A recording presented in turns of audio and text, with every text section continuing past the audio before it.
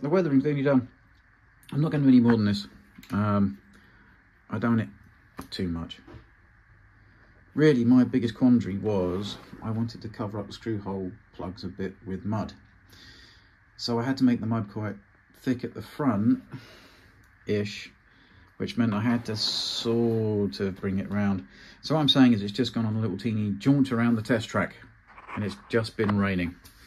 So there's not a lot on the turret. There's a little bit of dust on the turret where the crew have been standing, but nothing massive. Some Leopards, they just completely and utterly weather out, and I don't want to do that.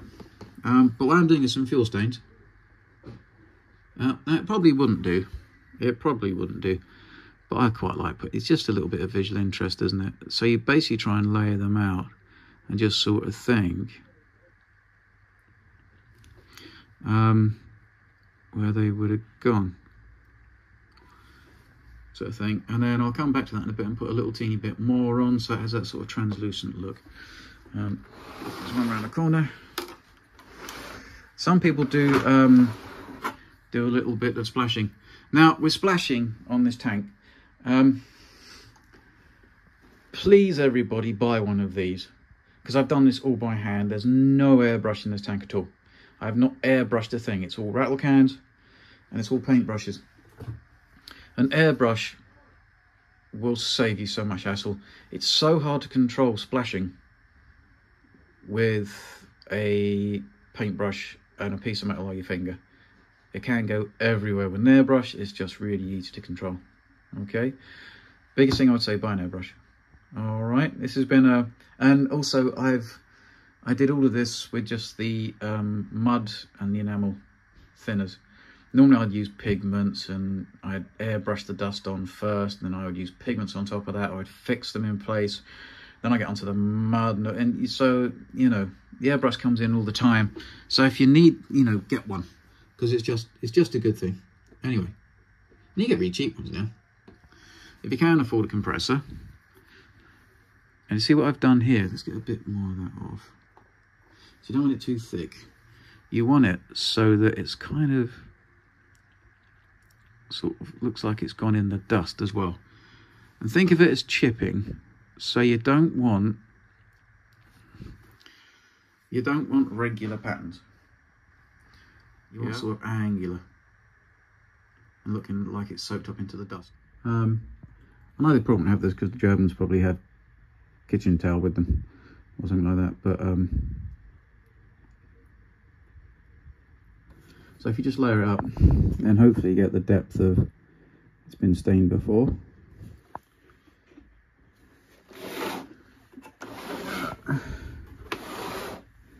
And I'm thinking if they're clumsy one side, I know you shouldn't do symmetry, but and it's MIG fuel stains.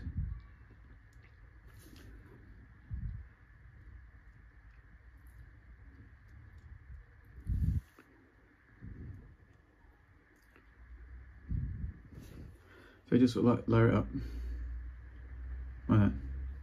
But yeah, so I'm going to put some wet effects on as well, just at the lower corners of the front of the hull and the rear of the hull, just to give it a little bit more interest at the rear. But yeah, so that's it, everybody. I'm going to put this together now in the unboxing video, and in the other videos I'll just do a walk around properly in a proper video on what I've done to everything on this, and then we'll do the videos after that. So if you want to watch them, you can. If not, you don't have to. All right, have fun. Right, so I've just putting some wet effects on. Just try and make the mud look ever so slightly, not just dried on, like it's still just a little bit, you know, that it's wet. Not like pouring down with rain wet. But it just gives hopefully another bit of just tonal contrast.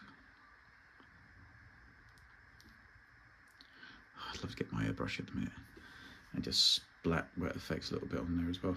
But I'm not allowed, because I promised you lot I wouldn't use my airbrush for this. Let's get a smaller brush.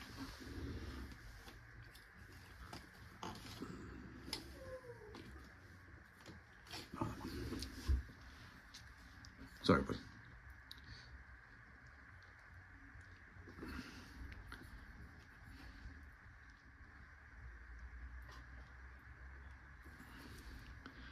this looks silly, and when this is done, it probably won't, you won't be able to see much of it. But it's just, I'm trying to think, if it hit a bit of a puddle, and it got splashed, and then water ran back off again onto the mud. So, yeah, that's all I'm going to do. I know it's nuts, but I always think weathering it's subtlety if you can.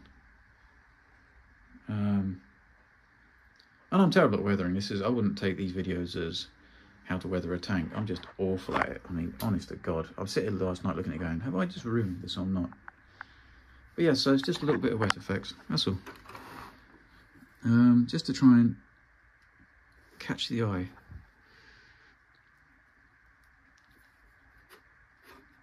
That's all. Just sort of go, oh. Let me move the tank around and I'll just do it on the back as well. So like I say, I reckon that it might catch moisture. I think wet effects is just enamel varnish, you know, kind of down here. If there's any on the track that it's running on. And down here. So near where the mud flaps are, and it will probably get chucked on if it does meet any little puddles. Probably start here and along here maybe. Oh, that worked, didn't it? Don't know about you. Well, that's a that looks like a good splash. I wouldn't recommend doing that though. Let's try that. I'm not going to stop that. The dangers of model making and 1/16 tanks. Now, like I say, I'd normally have my airbrush out now, and I'd be splatting some of this on. So, like drips. But you just want to give it. And if you get a smaller brush, and we'll try and do it so it looks like it's got. Ooh. I think it's had some water.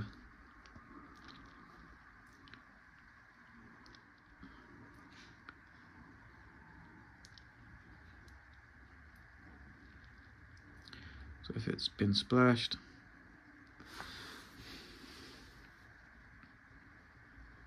and this will dry, so it won't really be that noticeable. But it's just, again, it's just something to make it look just a little bit different. And if I can do this one-handed, see if I can splat some on one-handed.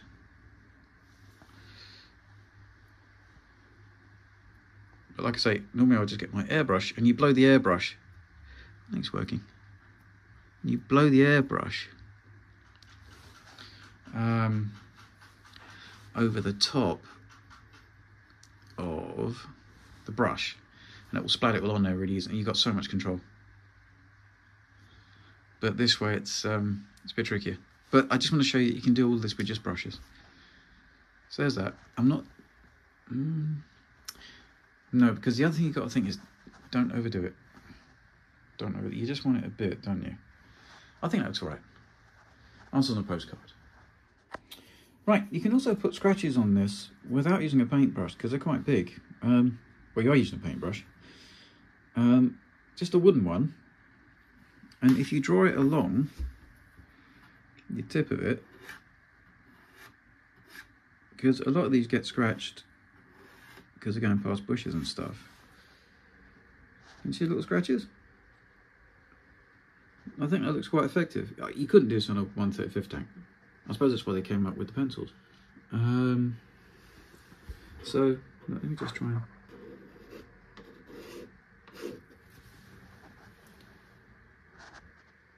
hard to see in the light, but yeah, so you can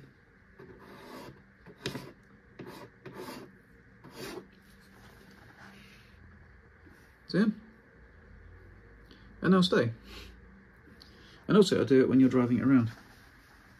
It's one good thing about these, in some respects you don't really have to wear them. If you drive it in mud, it'll get weathered, won't it? Anyway, another little silly thing we put on the weathering video. Hi everybody, this is the end. that was the last video for the Leopard.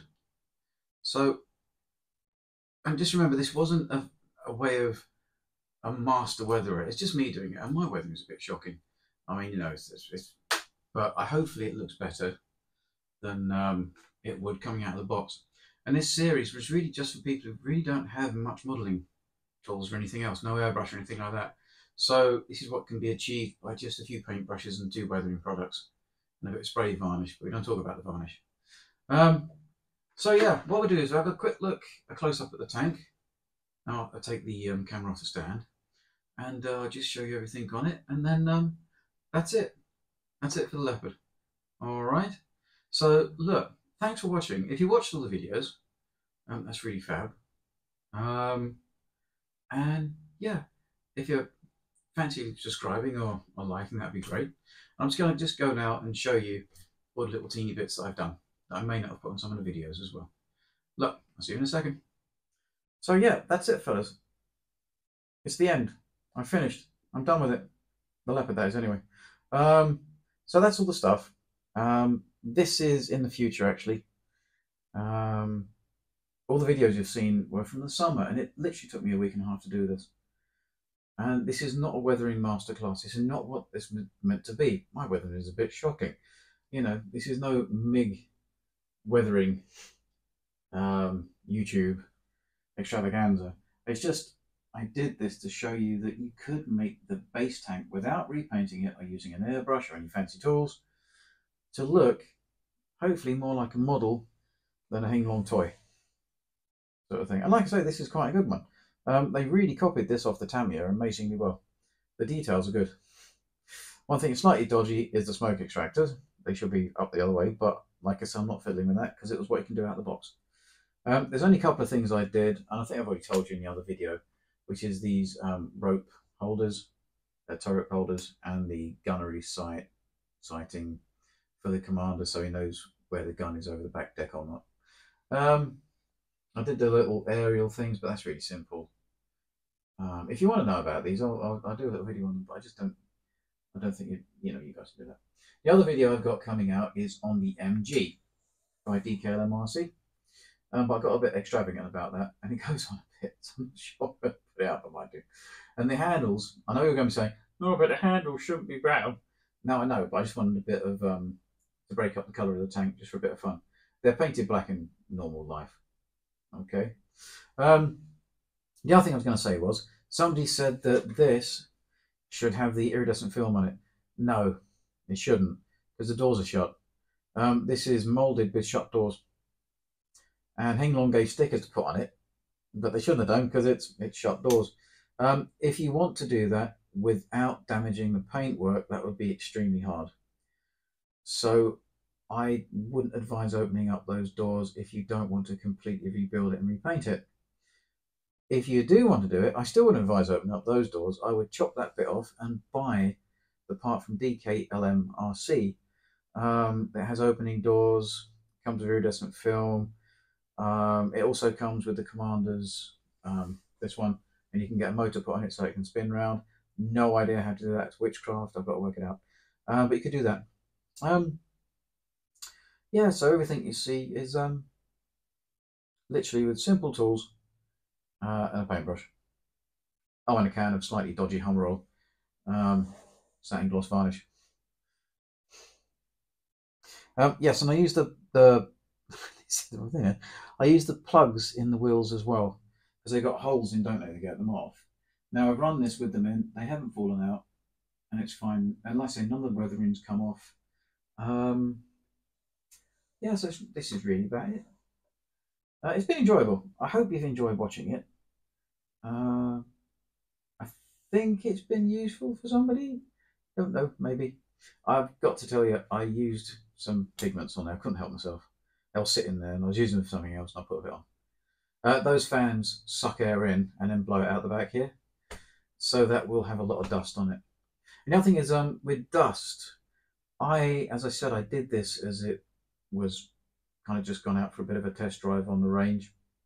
This wasn't if it was in exercise or anything else, and it was like kind of tank museum track around August like it's been chucking it down with rain, dried out a bit, so not much dust, not a huge amount of dust. And most of the dusting was done with the oil brushes and the grime oil brushes.